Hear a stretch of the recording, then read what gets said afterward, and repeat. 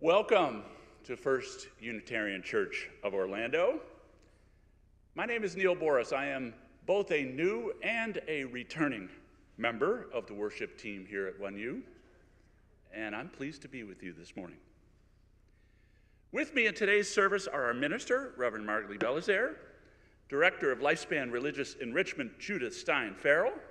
We have the Mulrooney Martinez family, our board member, Michael Lewis, and membership committee members Allison McMillan and Ann Mount. We have a packed agenda.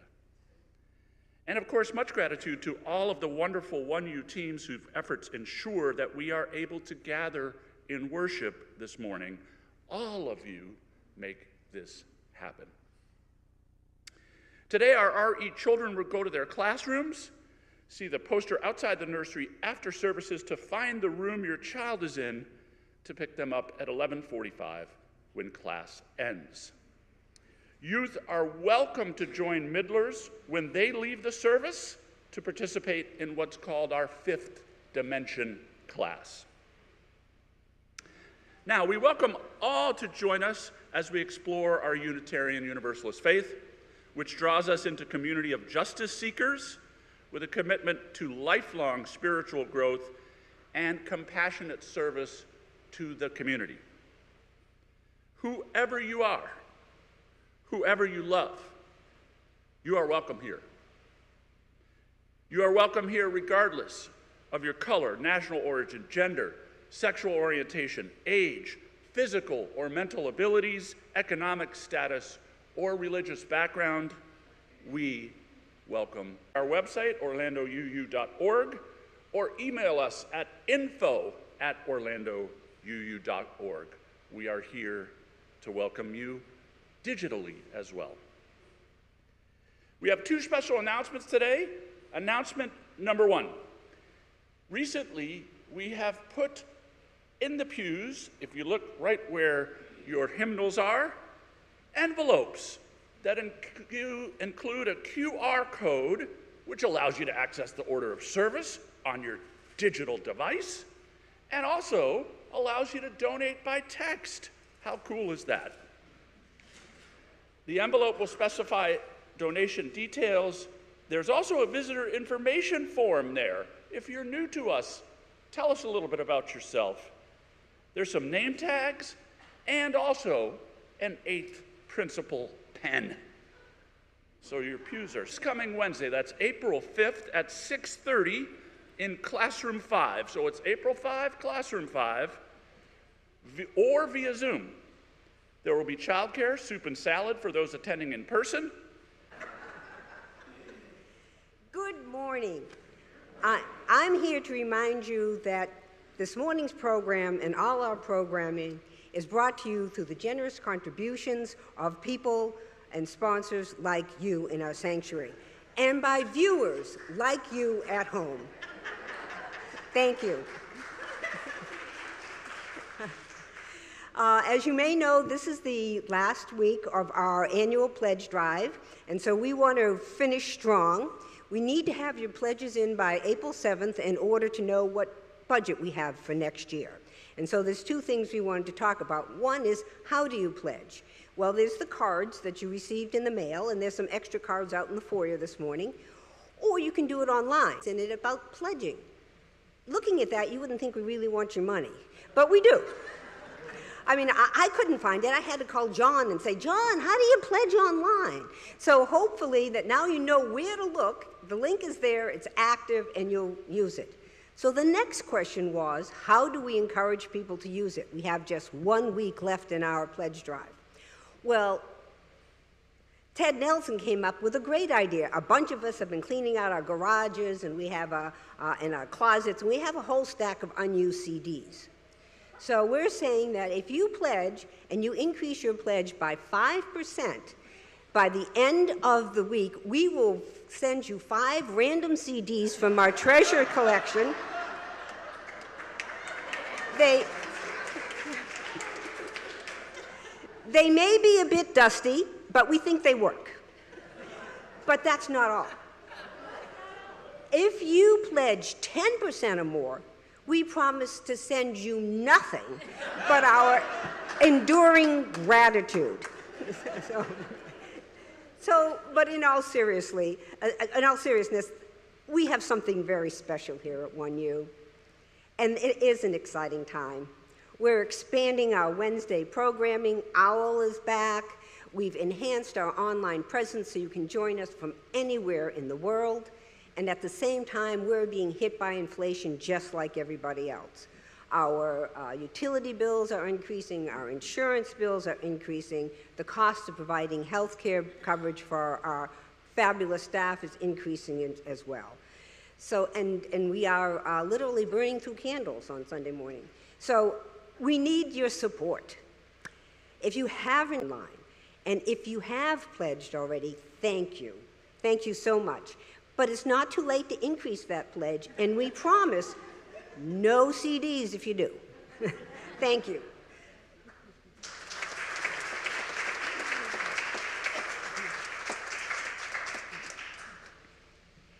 Well, thank you, Karen. Now, all of our announcements are on slides before and after the service. We have links to the weekly update as well for you. And if you wish to follow along during our service, again, the order of service can be accessed via the QR code right there in your pews. Or you can zip it right here on the screen. Thanks much again for being here in person and online today, and happy holidays. And now for our chalice lighting.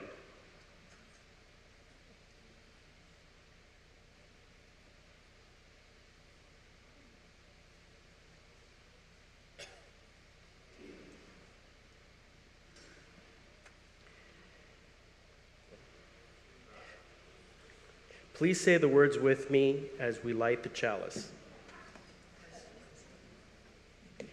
In the light of truth and in the warmth of love, we gather to seek, to sustain, and to share. And now, again, please rise and body your spirit and join me in singing our opening hymn, 396, I Know This Rose Will Open. The choir is up front to help you. This is a round. Those nearest the windows will be group 1, the middle will be group 2, and those nearest me will be group 3. We're going to do this 1 time as a congregation unison, then we will do it 2 times as a round. When you get to the end of the round, just keep singing the last line, I know this rose will open. Cross your fingers, say a prayer that this will all go well. Here we go. One and I know this rose will open.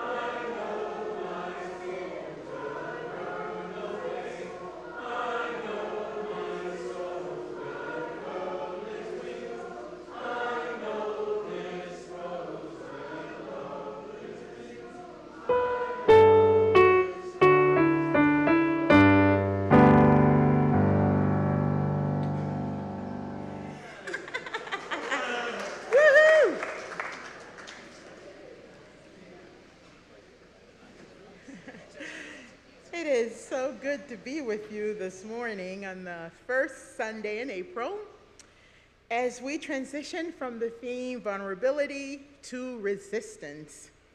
I love that these two themes follow one another because I strongly believe that it is an act of resistance to defy societal insistence that we be ashamed of our vulnerabilities, real or perceived. This is what we'll explore today in the sermon. And it is also good to be with you on the day after International Trans Day of Visibility. We live in a state where the rights of our folks are being disregarded almost on a daily basis, leaving us shocked. We must always remember that trans lives are sacred and divine. And as I call us to worship, I offer into this space a prayer for us, written by Dr. Elias Ortega. But this is especially for our trans beloveds.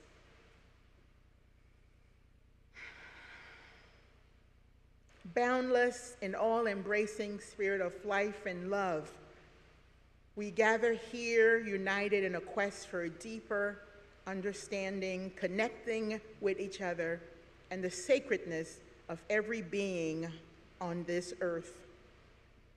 We call upon the wisdom of the ancient sages and the strength of our ancestors who fought their battles with grace and dignity as we honor and recognize the inherent value of our transgendered siblings. We join in the celebration of the diversity of our embodiment and experiences, and do so affirming that we are worthy, that our dignity and ours is ours to claim, and no one can withhold that from us. Divine light and gracious protector, we lift up and honor the lives of our transgendered siblings whose journeys embody courage, resilience, and self-determination. May our hearts be open to the beauty and strength of their stories, and may we recognize the divine spark within them so that we may recognize it clearer within ourselves. As our ancestors did before us, we ask for guidance in our pursuit of collective liberation, to remind ourselves that we are interdependent and our destinies are intertwined. We are called to bear witness to the struggles of our transgendered siblings, to honor their sacredness, and to protect them from harm. Strengthen our resolve and enliven our imaginations so that we may live up to the task of creating a world in which we can all thrive without fear, where we can express our authentic selves, and where we are treated with love dignity, and respect today and tomorrow. May our labors of healing of the wounds inflicted upon our transgendered siblings be a salve for generations and for those to come. May it be so. And let's greet one another this morning. Say hello, walk around, how are you?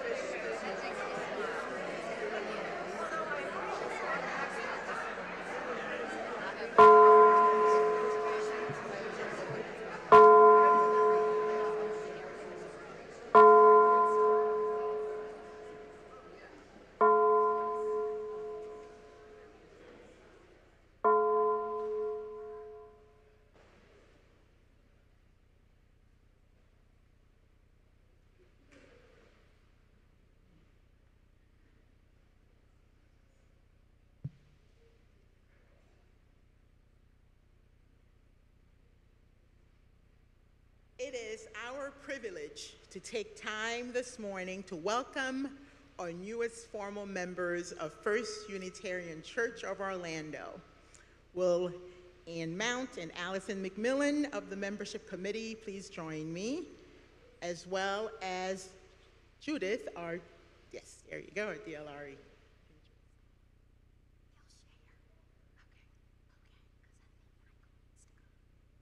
While 1U has both members and friends meaningfully involved in the life of our community, it is a special joy when someone chooses to make the commitment of formal membership because they believe that they have found their spiritual home. When someone is interested in membership at 1U, we suggest that they be around long enough to be sure that this is really a commitment they wish to make. We also ask that they make sure that they understand the basic of both First Unitarian Church of Orlando and Unitarian Universalism by attending our Path to Membership course. Formally, the process of joining involves being at least 18 years old, signing the book of membership, making a financial pledge. The membership is then registered at the next meeting of the Board of Trustees, and 30 days following that registration, the person has the right to vote in meetings of the congregation and to hold elected office. This morning, we are honored to welcome into our congregation 4 people.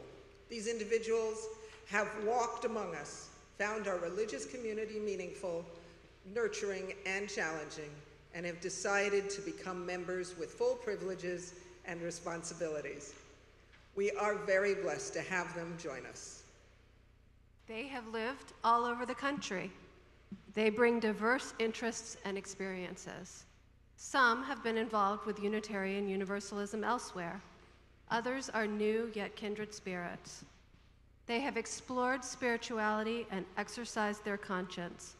They are passionate and caring and creative and deeply committed to this adventure of life. Will Michael Lewis, representing the board, join us up here as well?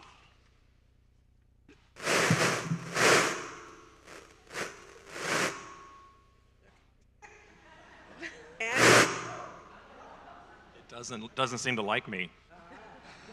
And we'll now call the names of those who have chosen to be welcomed as members this morning. Will you please come forward as your name is called? Drew Malinek, Jan Little,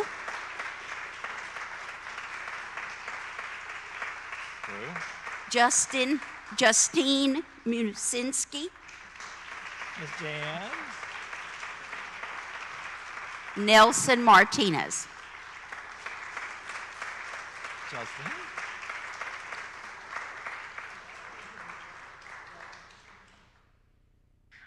Welcome, Nelson.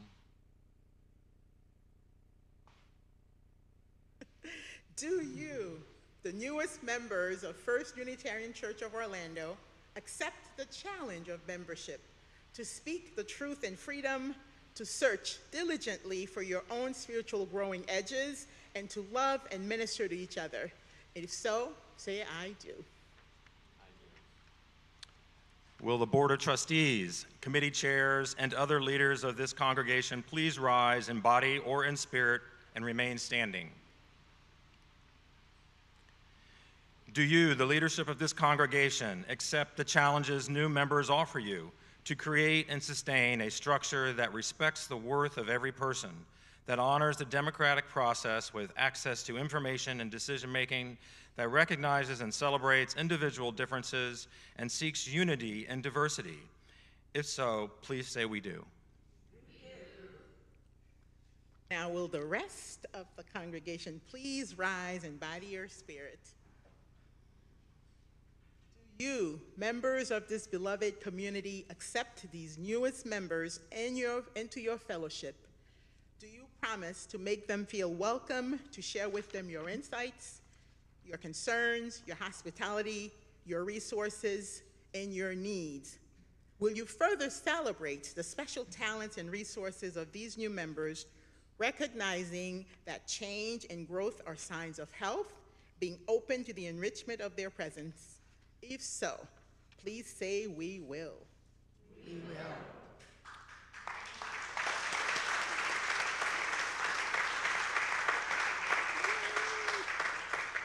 In recognition of our covenant, let us say together our historic bond of union, which is displayed on the screen.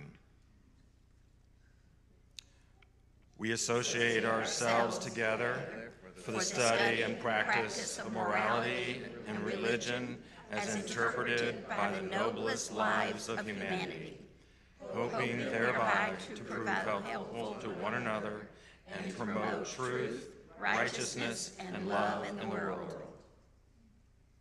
Now, you already did that, but let's do it one more time. Let's welcome our new members.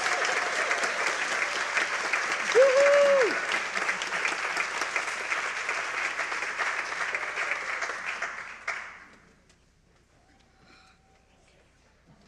Everyone gets back in their seats. Children, we invite you to walk under the covering our adults this morning of this congregation, including our newest members, will provide for you to remind you of our love and protection that we offer you in this space. When you get outside, we will lead you to your classrooms.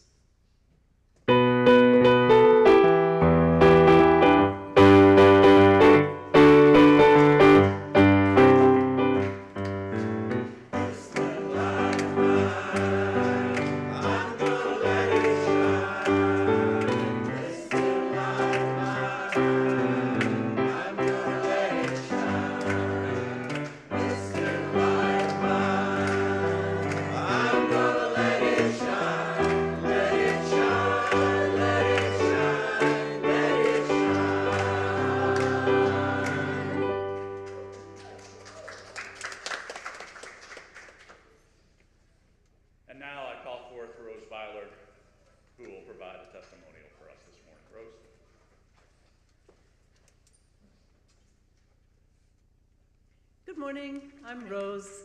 I've been a member here at 1U since 2007, and as you have already heard from Karen, we're in our last week of our stewardship campaign, and so I'm here to talk to you this morning about why I give to 1U. And isn't it exciting? Isn't it an exciting time to be here? Yes. So I was raised in Pennsylvania in a rural Mennonite congregation whose culture of giving and financial support was quite different, as you might imagine, from ours. As a child, I was taught to tithe. That was what the Bible instructed us to do. So each week, I set aside 10% of my allowance to put in the collection on Sunday morning. As you might imagine, my first stewardship campaign here at 1U was something completely new. It encouraged me, though, to go beyond a sacred text and to think about why I wanted to give to this congregation. Each year at this time, I take a few minutes to reflect on why I support the 1U. So I give of my time and my talent and my money to support this beloved community for many reasons. This congregation is my spiritual home. Worship services on Sunday morning, singing in the choir, participating in Wellspring, and for many other reasons. All of these things nurture my soul and feed my spirit. Also, I found here a community of people who share my values and who encourage me to be a better person, to practice what I believe. And we have fun together, working in the garden, eating together on first Sundays later today, enjoying a chili dinner in Cindy and Alan's backyard. I saw Cindy here somewhere. Enjoying a chili dinner together, marching in the Pride Parade, and so much more. I support the ministries of this congregation because I believe today, more than ever, the fight for social justice is as important as it's been, and that our democracy is being seriously challenged. So I teach early American history at UCF, where currently there are what I think really sinister culture wars that are threatening to dictate our classroom content and to dismantle our system of higher education. At 1U, we're working together to create a more just world and to preserve our democracy, from reproductive justice to LGBTQ rights, from anti-racism to the freedom to learn and explore all ideas and viewpoints. We're showing up and siding with love. And finally, I give because we're investing in a future grounded in love. So I'm excited by the energy of our religious enrichment programming and the ways we're nurturing our children. These are only a few of the reasons why I give to support the ministries of this congregation. As we wrap up our stewardship campaign this week, I encourage you to commit to giving and to turning in those cards, because it's an exciting time to be at 1U.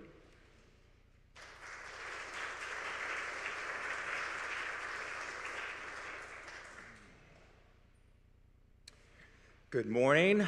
I'm Michael Lewis, and I'm a member of the Board of Trustees. We invite you now into the practice of generosity. It is one of our spiritual values which sustains the life and ministries of the church community. Let us be grateful for the opportunity to give, for it is a privilege to be able to do so. And let us be grateful for our needs, for they give us the opportunity to practice receiving. Please use the link in the newsletter or donate using the 3 methods on the screen. You can also use the QR code on the screen to access our donation page directly. We now welcome Peyton Whittington, the Development Manager at Adult Literacy League, who will be speaking briefly from the pulpit.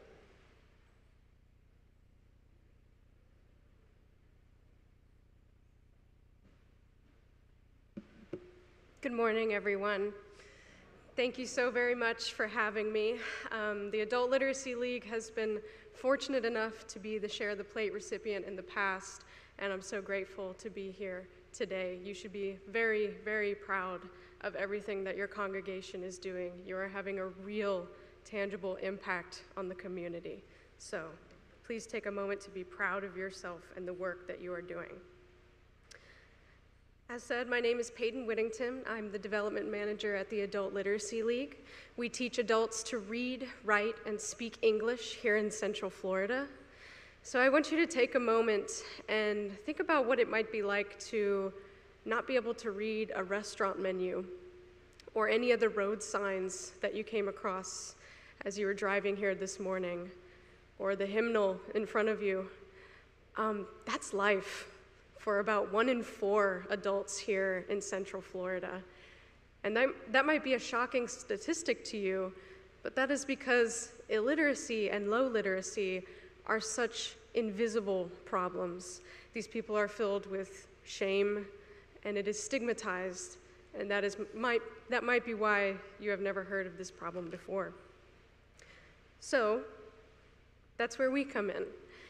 We pair students with one-on-one volunteer tutors to work with them on their individual goals, as well as hosting group classes in the library systems throughout Orange, Osceola, and Seminole counties, and hosting group classes online via Zoom. So it is a very flexible way to learn for these adult learners who have jobs and children. And it is also a very flexible way to volunteer if you are so moved to do that. So I would like to tell you a story about my own class last week. I teach English for Speakers of Other Languages, my ESOL class, at the Sanford Library every Thursday, because I have to get out from behind my desk at some point and get a taste of what we're doing. So throughout class, we had a few new students. One of them, she didn't say anything. She kept quiet for the class, but I could tell that she was understanding what was going on. And after class, she approached me to get more information about one-on-one tutoring. It was something she was interested in. And we got to talking. She shared with me that she had just moved here from Venezuela. She had been here since November. She had a 6-year-old daughter who she said cries every day because she misses home and doesn't understand why they had to leave. She was a police sergeant, and now she door dashes. And she said to me, Peyton, as a police sergeant, when I spoke, people listened to me. But here, I am nothing.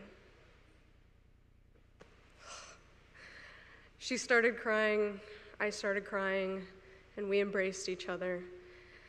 And I said, listen, I want you to call our office in the morning tomorrow. I may never be able to understand your situation, but we have many students who have a story very similar to yours. Here you'll find community. Here you'll find a group of people who knows what you're going through. And I'm sure you can relate to finding a community, a spiritual community that can uplift you. And she started that conversation with no hope in her eyes, and I could see that she had hope by the time she left that day. That's the Adult Literacy League. We not only provide education, which is so very important, as we all know, but community for people who have come here with no friends or family, and that's exactly what they need, and that's exactly what we provide. So if you are so moved, I encourage you to give today or to approach me after service. I'll be around to talk about volunteering. If you have an hour of time a week, we can use you for sure to change lives here in Central Florida. So if you see me, come say hi, and I'd love to speak to you. Thank you so much.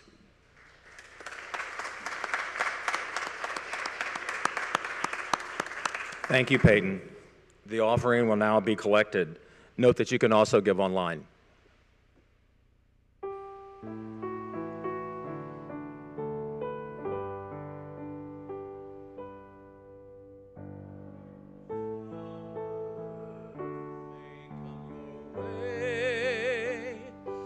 They bring the flowers that bloom in May.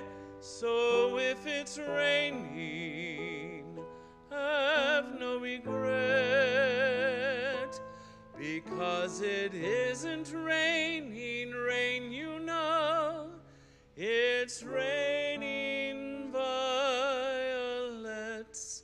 And where you see clouds up on the hill, you soon will see crowds of daffodils. So keep on looking for a bluebird and listening for their song whenever April showers come along.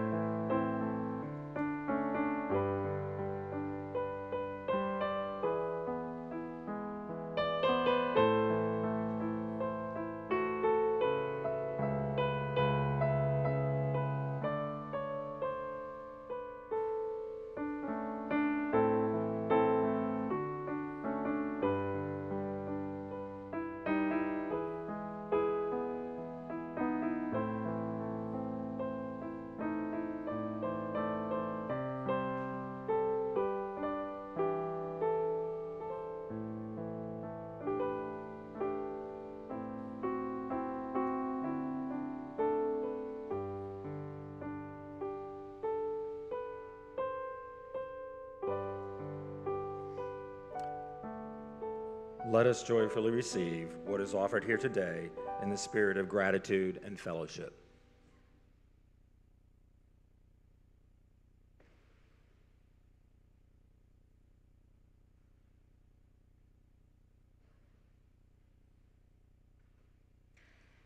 I just want to say the QR code for the order of service has been refreshed, so if you tried before and you couldn't get it, you should be able to now. Okay.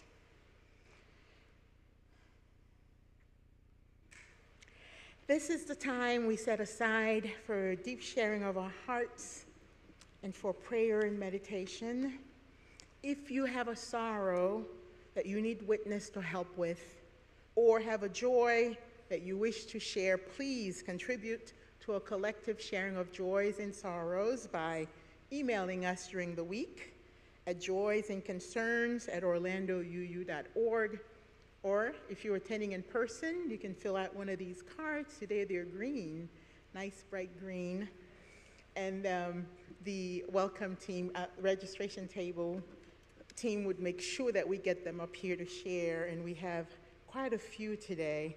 And of course, another way for you to share silently is during our candle lighting ritual that we do toward the end of this. So, bring your joys and your sorrows as we come together. Know that you are welcome here, however you show up. We have a few joys and concerns from our community here to share. Let's begin with the flowers. Today's flowers were provided by Linda Pentieri in celebration of our new members. So.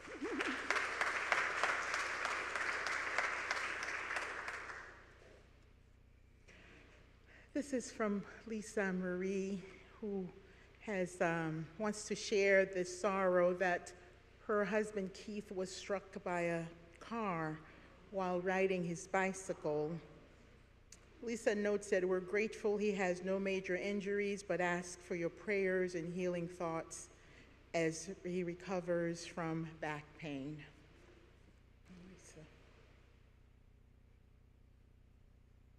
We have a thank you to Sharon Durant, and I want to add Ellen on also for the Pride Parade flag we have outside of our sanctuary, and an additional thank you to Wendy McCleskey, who found it. So.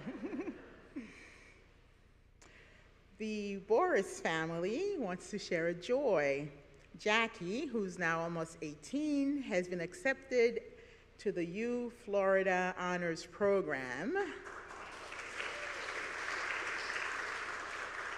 Her father is particularly pleased that she also qualifies for a Bright Future full scholarship.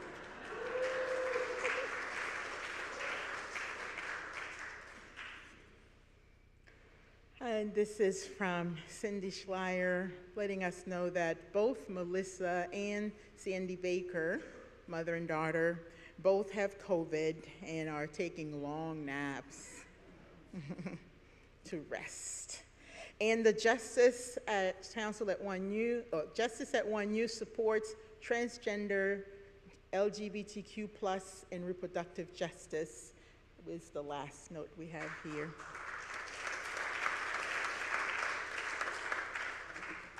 Also, prayers for the millions of people who are impacted by the severe weather storm that's starting from Mississippi Valley to the Ohio and Tennessee Valley. So sending prayer to those people. And also the families and friends of the victims of the school shooting in Nashville. So it just seems like this is something we just can't seem to get rid of, and it seems to be happening more and more often. And we hold the fears and sorrows of all who are affected from the brutality of wars and other situations that are beyond their control.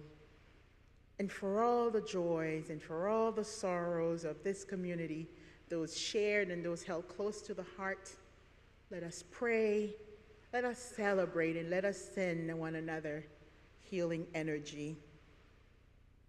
I invite us into this simple embodied meditation, and feel free to stand if this feels right for you. But pay attention as you do the movement. They are simple, but pay attention to your body and make sure that it's not asking too much of you. And we'll do a my, we'll do a you, and as you say the you or yours, I would say look at your neighbor or something, and then we'll do our, okay? And this is one we've done here before, and I want to every once in a while have us do an embodied meditation. May my mind be clear. May my heart be open. May my body and spirit be one, so that I may serve the world and love and return safely home. May your mind be clear. May your heart be open. May your body and spirit be one, so that you may serve the world and love and return safely home. May our minds be clear. May our hearts be open. May our bodies and spirit be one, so that we may serve the world and love and return safely home. And now, if you feel so moved, come forward and participate in our silent candle lighting ritual. You can also participate from your seat by humming and moving along. But whatever you do, please find a way to connect and reflect during this time.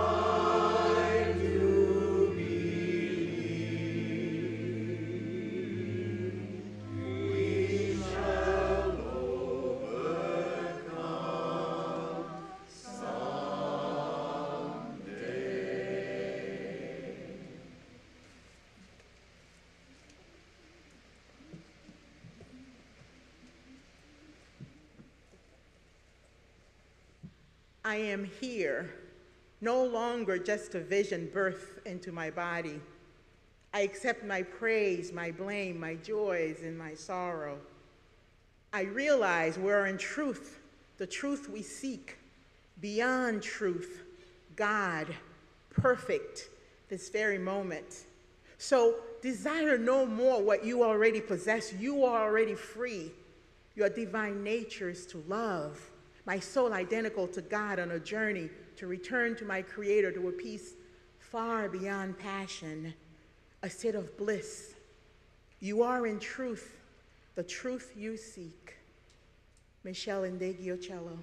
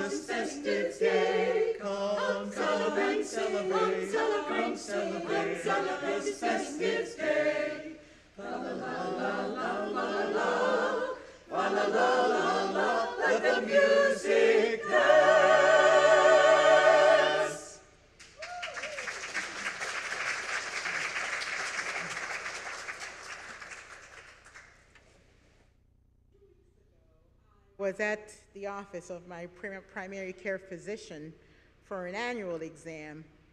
I don't know how these things go for you, but I generally have to wait a while before the doctor sees me. Yeah, I'd have something to read, or sometimes I would be working on my to-do list, and there's usually a TV on in there with the volume turned completely down. So on this particular day, I was reading, and then I happened to look up at one point and was struck by the physical beauty of the person I saw on the screen. He was male presenting, muscular, fit, and youthful looking, sexy, and pleasing to the eyes, at least to my eyes. My glance lingered for a few seconds, and maybe a smile came to my face. Then, without realizing it, I said out loud, well, loud enough for the person sitting a seat away from me to hear, I wonder if his heart is as beautiful as his body. Yeah, just like you did here, that's what she did. She's like, Yeah, so this had me, a train of thought then started to form in my head, how we have a standard for when it comes to what a good body is. And any deviation from that causes the human being occupying it to be considered less than. Any blemishes or vulnerabilities are looked upon with pity, or worse, disgust.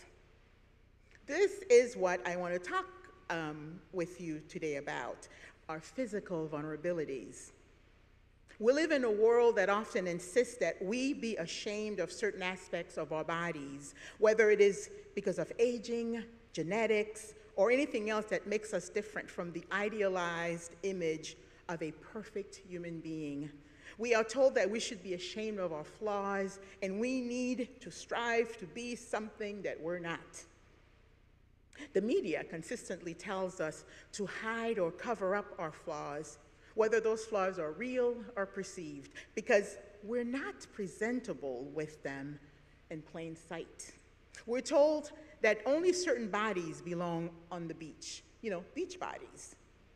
And if you don't have those bodies, you don't deserve that kind of enjoyment or pleasure. God forbid if you start to lose your hair. My friend Sharon developed alopecia and had so much shame around that she didn't tell anyone for the longest. She covered it up by wearing wigs and hair pieces and walked around terrified that one day a hairpiece might fall off in public and her shame would be revealed. I was the first person she told about this shame. She unburdened her fear of being found out and the embarrassment it would cause. We cried, we laughed. She showed me her bare head with all the bald spots. I offered my love and support and reminded her that she was more than her hair, in spite of what she had been told. It took her some time, but eventually she shaved off whatever little hair was left on her scalp and now proudly faces the world baldly. Most of us mindlessly buy into the lie that we are not good enough unless we look a certain way, and we similarly judge others. We have too many wrinkles, or too much gray hair, or an old body. Yes, I said it, old body. Being old is not an accusation, beloved, though we treat it that way. It is simply what happens to us as the years pass. Being old can mean wisdom if we use the passing years to learn and grow and not simply gain years. Being old is a privilege. Most humans get to be young. Fewer of us get to be old. And the thing is that we're so focused on our flaws and our imperfection, so desirous of achieving the standard that we fail to see the beauty in us in any given moment. We miss it. I heard it said recently, and this percentage is extremely high, and I have not confirmed it, that 96% of women are not happy with their appearance. 96% of women. And then I said, well, what's wrong with the 4% that, But let me ask you this question. Have you ever looked at a picture of yourself from previous years and thought how stunning a creature you were? Right? But chances are you didn't notice it then. And I am confident, as we all gather here today, you are unaware of how beautiful you are right now, today, in this moment. You have a body that takes care of you, that breathes you, that takes you from one place to the next, that gives you pleasure. And yes, the body gets old, and some of its abilities are diminished, as well as its strength and stamina. It also loses some of its aesthetic beauty. However, it doesn't make us less worthy or less dignified, even as we lose control of certain bodily functions. As those things happen to the body, we tend to hide, even from those closest to us. We feel ashamed and start making our world smaller and smaller for fear that others might discover our vulnerability and reject us. But why should we be ashamed of something that is simply part of being human? Why should we be made to feel like we are less than because of something that is beyond our control? Let's not let societal expectations dictate how we feel about ourselves and how we live our lives. Loving our bodies throughout the lifespan is an act of resistance. Let's join together and support one another in our vulnerabilities. When we embrace them, we are embracing our humanity. We are saying that we are okay just as we are. It is only when we acknowledge our vulnerabilities that we can truly grow and learn from them. We can learn to love ourselves with our flaws and all. We can inspire others to do the same. When we refuse to be ashamed of our bodies, we are setting an example for others to follow. We are showing them that it is okay to be different and that we should celebrate our differences rather than hide them. Michelle Ndegeocello from our reading tells us, or tells you, that you are perfect right now in this very moment, just as you are. You don't need to be too sexy for your clothes. Remember that song? Or have a six-pack, or have a pain-free body. Beloveds, the body is too powerful of an instrument to be reduced to simply its appearance. It is divine and sacred. And Ndegeocello continues, so desire no more what you already possess. We have it all in us to free ourselves. You are already free. Your divine nature is to love. My soul identical to God on a journey. We are all on this journey that leads in one direction, and that includes getting older and our body's abilities being reduced or decreased. We are on a journey to return to our Creator, to a peace far beyond passion. So today, I encourage all of us to embrace our vulnerabilities. Let us refuse to be ashamed of our bodies and instead see our refusal as an act against the societal pressures that tells us we are not good enough. Let us celebrate our differences and embrace our humanity, for it is in our vulnerabilities that we find strength. Let us speak out against the pressures of society and embrace our vulnerability with pride. Love your body. Join the resistance, friends. And please join me in singing our closing hymn, number 1017, Building a New Way.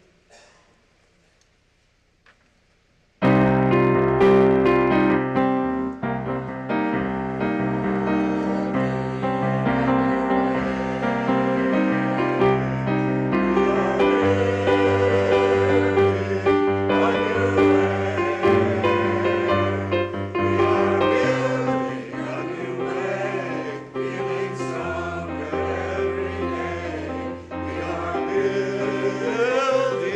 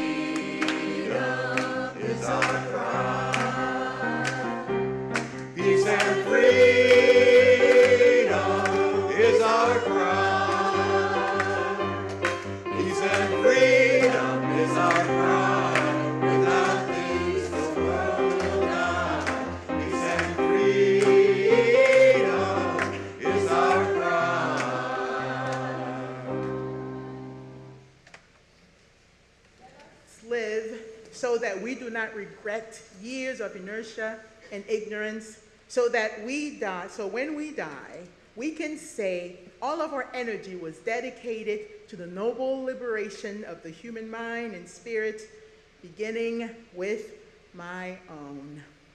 Maya Angelou. Beloveds, worship has ended, and now the service truly begins.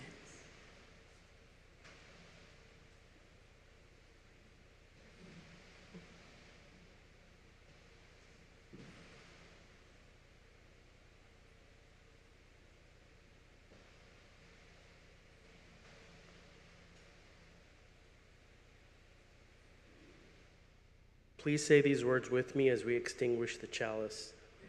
We extinguish the flame, but not the light of truth, the warmth of community, or the fire of commitment.